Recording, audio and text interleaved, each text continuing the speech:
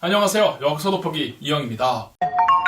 여러분들, 가장 바람둥이였던 왕 하면 누가 떠오르시나요? 의자왕 이러시면 안 됩니다. 삼천궁녀 다 사실 아니에요. 우리나라 군주들 중에서 가장 아내가 많았던 왕 하면은 항상 거론되는 왕이 있죠. 바로 고려를 건국한 태조왕건입니다. 이 태조왕건의 부인이 30명인 걸로 유명하죠. 그런데 태조왕건의 바람둥이여서 그랬던 게 아니라 태조왕건이 고려를 건국했을 때, 갓 건국했을 때 고려는 호족 연합체적인 성격이 강했습니다. 이 호족들, 각 지방의 그 유지들, 호족들이 다 함께 태조왕건에게 이제 그 응원을 하고 지지를 해서 만들었기 때문에 고려라는 나라를 만들고 한반도를 재통일을 하기는 했지만 언제고 그 각 지방의 호족들이 다시 태조왕건과 고려에게 반기를 들 줄 모르기 때문에 태조왕건 입장에서는 그들을 고려라는 사회에 통합시키고자 이 호족의 여식들과 결혼을 해서 일종의 정략 결혼이죠. 혹은 혼인 동맹인 거죠. 이렇게 해서 그 대호족들을 포섭하려고 했던 겁니다. 그래서 태조왕건의 부인이 굉장히 많은데 정확히는 29명입니다. 29명, 30명이 아니라. 그래서 태조왕건의 부인들을 다 한번 세워보려고 합니다.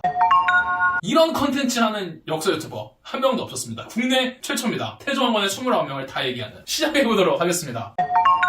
첫 부인은 신의 왕후입니다. 태조왕건이 왕이 되기 전에 결혼한 왕비이고요. 이 신의 왕후는 황해도 개풍군의 호족입니다. 저도 이 태조왕건의 29명을 다 외우고 다니고 있진 않아서 자료를 좀 보면서 이야기하도록 하겠습니다. 네, 이 신의 왕후는 정주라는 곳의 호족인데 그 정주는 오늘날의 그 평안북도 정주가 아니라 황해도 개풍군의 호족이고요. 붕해가 건국했던 나라 태봉이라는 나라의 관직 생활을 하던 시절에 혼인을 했던 여자인데 왕건이 지나가다가 그 버드나무 아래에서 이 여자를 보고 한눈에 뿅 가가지고 결혼을 했다고 하죠. 이 나중에 궁예가 미쳐서 막 횡패를 부리니까 그 당시 이제 태조왕건에 따르던 신하들이 태조왕건에게 가서 궁예를 좀 몰아내달라 이렇게 말을 하니까 태조왕건이 머뭇거렸다고 하죠. 그때 태조왕건의 아내가 태조왕건에게 와가지고 조용히 갑옷을 입혀줬다고 하는데 그 갑옷을 입혀줬던 사람이 바로 이 신의 왕후입니다. 두 번째, 장화왕후입니다.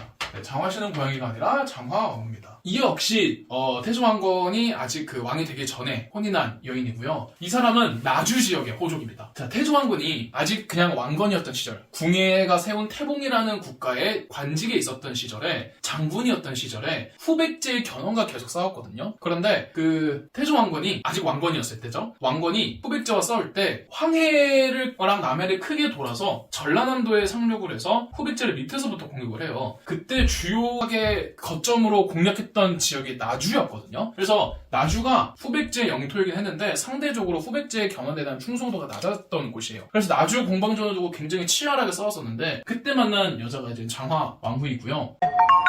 왕건이 이제 나주에 와가지고 이제 강가에서 쉬고 있었대요. 근데 지나가다가 왕건을 본 장화왕후가 저 사람은 좀 비범한 사람이다 싶어가지고 차를 주는데 차에다가 버드나무 잎을 주면서 빨리 마시면 소화 안 되니까 천천히 마셔라 라고 해가지고 그때 또 뿅 했다고 하는데 왕건이 버드나무랑 뭔가 연관이 있는 것 같습니다. 둘이 뿅 해가지고 이제 바깥에서 관계를 맺었대요. 바깥에서 관계를 맺었는데 이제 땅이 아프니까 돗자리를 펴고 관계를 맺었는데 이 왕건이 질외 사정을 했다고 하죠. 그런데 이 왕건이 비범한 사람임을 아니까 장화왕후가 어떻게든 이 남자를 내 남편으로 만들어야겠다는 생각에 이 질외 사정한 그 정액을 자신의 음부에 가져다 넣어서 임신을 했다라고 하죠. 그런 이야기가 전해집니다. 유명한 이야기죠.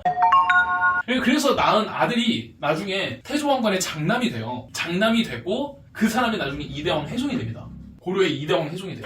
첫 번째 부인이었던 신의 왕후 사이에서는 아들이 없어가지고 자식이 아예 없어가지고 이 두 번째 왕비가 낳은 아들이 장남이었고 이 사람은 혜종이었고 근데 이 혜종 이대왕이 왕권이 미약했거든요. 그런 점에서 이 장화왕후가 나주 지역의 호족이긴 하지만 그렇게 강력했던 호족은 아니었던 것으로 보입니다. 자, 세 번째가 신명왕후입니다. 신명왕후는 충주 지역의 호족이었습니다. 근데 이 두 번째 부인과는 다르게 이 신명왕후는 충주 지역 대호족이었어요. 이 집안이 어마어마하게 컸습니다. 그래서 이제 이 신명왕후도 아이를 낳는데 이 사람이 이제 낳은 두 아들이 전부 다 왕이 돼요. 3대왕 정종이 되고요. 4대왕 광종이 됩니다. 그래서 얘네 둘 입장에서는 얘가 형이긴 하지만 얘네 외가는 너무 힘이 약하고 우리네 외가는 너무 강해가지고 혜종이 왕이 됐을 때 이 두 사람이 이 혜종을 겁나게 압박을 해가지고 결국은 혜종이 죽고 나서 두 형제가 사이좋게 3대왕, 4대왕으로 연이어서 즉위를 합니다. 그리고 이제 신명왕의 딸이 있어요. 낙랑공주라고. 그 고구려 낙랑공주 아닙니다. 이 사람은 누구랑 결혼하냐면은 신라가 고려랑 동맹국이었었는데 왕건이 굉장히 그 유화적인 군주라는 걸 알고 신라의 마지막 왕이었던 경순왕이 그대로 항복을 하면서 그대로 병합이 돼요. 전쟁 없이. 그거에 대한 태조왕건에 감사하면서 태조왕건의 감사함을 표현하기 위해서 친선의 의미로 자기 딸을 경순왕, 신라의 마지막 왕이었던 경순왕과 혼인을 시켜요. 자기 두 딸을. 그 두 딸 중에 한 명이 바로 낙랑공주였습니다. 그래서 이 낙랑공주는 신라의 마지막 왕이었던 경순왕과 혼인을 했다. 이 네 번째가 신정왕후입니다. 이 사람은 황해도, 황주 지역의 호족이고요. 이 사람의 손자, 아들, 딸은 아니고요. 손자가 때왕 성종이 되고요. 천추태후, 그리고 헌정왕후, 이 세 사람이 다 신정왕후의 손자들인데, 그리고 이 세 사람이 다 같은 남매죠. 이 헌정왕후는 다들 아시다시피 8대왕, 요즘 가장 핫한 고려왕이죠. 현종의 어머니이기도 합니다. 다섯 번째가 신성왕후예요. 신성왕후는 호족 출신은 아닙니다. 무슨 출신이냐? 신라 왕실 출신이에요. 그 친선의 의미로, 그 신라가 고려에 병합이 됐을 때 친선의 의미로 태조왕건이 자기 두 딸을 경순왕과 혼인시켰다고 했잖아요. 그거랑 같은 맥락에서 신라 왕실의 공주왕 태조왕건이 또 결혼을 해요. 태조왕건과 신성왕후 사이에서 낳은 아들이 왕욱이라는 왕족이에요. 왕욱 처음 들어보는데요. 이 왕욱과 여기 헌정왕후가 사랑에 빠집니다. 두 사이는 그러니까 삼촌이죠. 손녀고 아들이니까 삼촌인데 삼촌과 사랑에 빠져요. 그래서 낳은 아들이 때왕 현종이에요. 현종의 아버지입니다. 여섯 번째는 정덕왕후입니다. 정덕왕후는 첫 번째 부인이었던 신해왕후랑 같은 황해도 개풍군의 호족입니다. 둘이 친척관계예요. 정확한 관계는 뭔지 모르지만 아마 첫 번째 왕비였던 신해왕후가 아들을 못 낳아가지고 거기에 대한 어떤 대안으로 그 가문에서 한 명이랑 더 혼인을 시킨 것으로 보입니다. 그 다음에 일곱 번째가 여섯 번째까지는 다 왕후라는 호칭이 붙습니다. 근데 일곱 번째부터는 무슨 부인이라고 붙어요. 그래서 여섯 명까지가 사실상 왕비라고 볼 수 있고 일곱 번째부터는 이제 후궁이라고 볼 수 있는데 일곱 번째는 헌목대부인이에요. 헌목대부인. 헌목대부인은 이제 경주 출신입니다. 신라의 수도죠. 이 사람의 아버지가 신라 시대 때 왕족은 아니지만 신라 시대 때 중앙관직에서 일을 했던 귀족이었다고 합니다. 그래서 그런지 이 뒤로는 다 부인이 붙는데 이 사람만 혼자 대부인입니다. 그냥 부인이 아니라. 그 다음에 이제 여덟 번째가 정묵부인. 정묵부인은 강릉의 호족 출신이고요. 아홉 번째가 동양원 부인입니다. 동양원 부인은 이제는 황해도 평산의 호족인데 이 사람 아버지가 굉장히 유명한 사람입니다. 이 사람의 아버지가 바로 고려 초기 최고의 명장이라고 일컫는 유금필입니다. 유금필의 딸이에요. 사실 태조왕건은 유금필이 없었으면은 한반도를 재통일 못했을 거라는 말이 있을 정도로 이 고려의 한반도 재통합 과정에서 유금필의 공이 어마어마하게 컸는데요. 어마어마하게 큰 정도는 제일 컸죠. 그 사람의 딸입니다. 열 번째가 숭목부인. 이 사람은 충북 진천, 충북 진천 아시나요? 충북 진천의 호족입니다. 11번째는요 천안부 부인입니다. 천안부 어느 호족이겠습니까? 천안이겠죠. 그런데 이 사람 고향은 또 경주래요. 이 사람 아버지도 경주에서 일했던 신라 관직에 있었던 사람이라고 하는데 왜 그럼 이 사람은 천안부가 붙었느냐는 아직 밝혀지지 않았다고 합니다. 12번째는 흥복원 부인이에요. 이 사람은 충남 홍성의 호적입니다. 13번째는 후대량원 부인이에요. 이 사람은 경남의 합천의 호족인데 경남 합천에 가면 굉장히 유명한 절이 하나 있습니다. 혹시 뭔지 아시나요? 정답!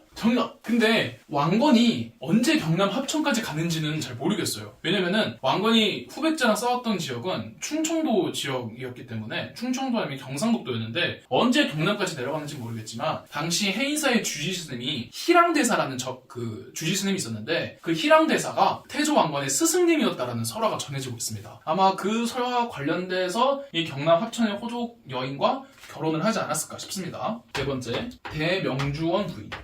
명주가 지금의 강릉이거든요. 강릉의 호족이고요. 15번째 보겠습니다. 15번째랑 16번째는 동시에 볼게요. 15번째가 광주원 부인이고요.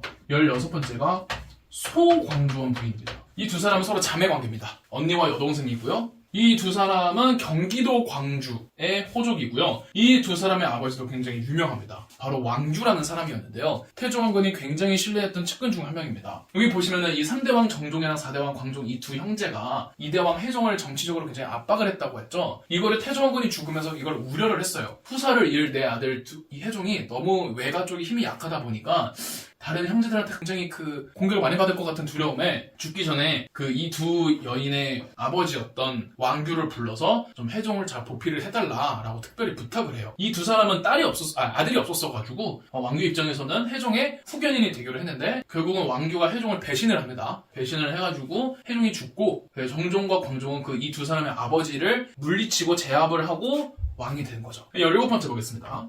17번째가 동선원 부인. 이 사람은 전라남도 순천의 고족이고요. 이 사람의 아버지는 박영규라는 사람인데요. 박영규는 원래 전라남도라고 하면 당연히 후백제 영토였겠죠. 박영규는 후백제의 신하였고요. 견훤에 대한 충성도가 굉장히 높은 고족이었습니다. 그런데 견훤이 자기 아들한테 뒤통수를 맞거든요. 견훤 아들이 견신검인데 자기가 왕이 되려고 쿠데타를 일으켰다가 자기 아버지 견훤을 김제에 있는 금산사라는 절에다가 유폐를 시켜버렸는데 견훤이 금산사를 탈출을 해서 고려로 가가지고 고려 왕건한테 항복을 해요. 그래서 견훤은 이제 고려의 신하로서 후백제를 공격하러 가는데 태조왕건의 마지막 전투가 1,2천 전투거든요. 견훤이 태조왕건 밑에서 자기가 건국했던 후백제를 상대로 싸우러 가는데 후백제 내에는 이미 견훤한테 충성을 바치던 호족들이 굉장히 많아가지고 후백제와 고려군이 1,2천 전투 싸울 때 후백제 내부에서 호응을 해줬던 호족들이 좀 있었어요. 그게 바로 이 여성의 아버지였던 박영규라는 사람이에요. 그래서 박영규라는 사람이 1,2천 전투에서 이 후백제 내부에서 혼란을 일으켜준 덕분에 1,2천 전투에서 승리했다라는 겁니다.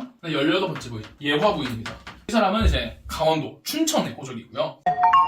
19번째랑 20번째도 같이 하겠습니다. 19번째가 대성원 부인, 20번째가 소성원 부인. 이 사람들의 아버지가 이제 김행파라는 사람인데요. 고려의 수도는 개경이었고요. 고려 제2의 수도가 지금의 평양인 서경이었습니다. 원래 평양은 고구려의 수도였죠. 하지만 신라가 고구려를 멸망하고 나서 이 평양은 국경지대에 있던 도시여가지고 굉장히 낙후가 많이 되어 있었대요. 그런데 이제 고구려 개성의식을 표방했던 태조 왕건이었기 때문에 평양에게 서경이라는 새로운 지명을 붙여주고 제2의 도시로 이렇게 키우기 시작을 했는데 서경을 제2의 도시로 개발했던 담당자가 이 두 자매의 아버지였던 김행파라는 사람이에요. 그래서 김행파가 이제 서경을 개발을 하고 낙후되었던 도시를 대도시로 만들었는데 이 두 사람은 좀 불행했습니다. 왜냐면 태조왕건이 서경 가가지고 김행파 두 딸과 혼인을 해놓고 이 두 사람은 궁궐로 안 불러들어요. 그리고 태조왕건은 개경으로 돌아가서 평양 서경으로 돌아오지 않았다고요. 발걸음을 찾지 않았다고 해요. 이 두 사람이 너무 외로운 거야. 그래서 항의의 의미로 비군이가 됩니다. 이 두 사람이 비군이가 되었다라는 소문을 태조왕건이 듣고는 이 두 사람을 궁궐로 불러들여요. 불러들여서 이렇게 술을 주면서 위로를 해줬다고 해요.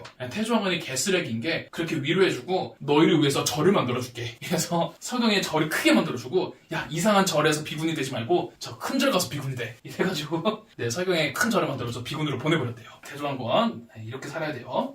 아직도 10명이 남았네요. 21번째가 이제 서전원 부인.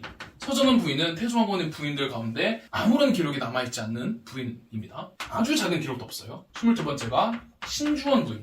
황해도 신천군 호족이고요. 23번째가 월화원 부인.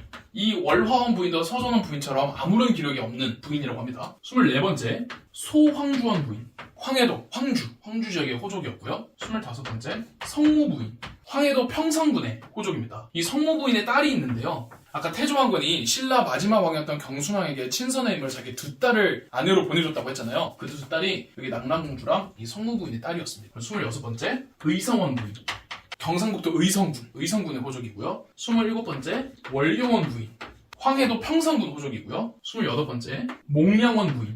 황해도 똑같이 평성군 호족이고요. 마지막 29번째 해량원 부인. 내가 지금 이거 왜 세고 있는 건지 경상북도 청송군 호족이라고 합니다. 많기도 해라. 그런데 저도 이번 기회에 이렇게 다 써보거나 다 이야기해보지 않으면은 저는 평생도록 이 사람들을 언급하지 않을 것 같아서 한번 언급해본 것이고요. 이 중에서 가장 많은 지역의 호족은 어디일까요? 주로 황해도가 제일 많습니다. 왜냐면 태조 왕건도 황해도 개성, 그 당시엔 송악이었는데 개성의 호족 출신이기도 하고 두 번째로 많은 게 이제 충청도랑 경상북도예요. 왜냐면 충청도랑 경상북도가 고려랑 후백제 싸울 때 주요 격전지여가지고 그 지역 호족들을 포섭을 해야 돼가지고 두 번째로는 이제 충청도랑 경상북도 호족들이 많고요. 오늘의 결론, 태조 왕건 부럽다. 저희 역사 돋보기가 멤버십 가입을 시작했습니다. 멤버십 가입을 해주신 분들 덕분에 영상 제작에 큰 도움이 되고 있습니다. 감사합니다. 영상 재미있으셨다면 구독과 좋아요, 알림 설정까지 해주시면 감사드리겠습니다.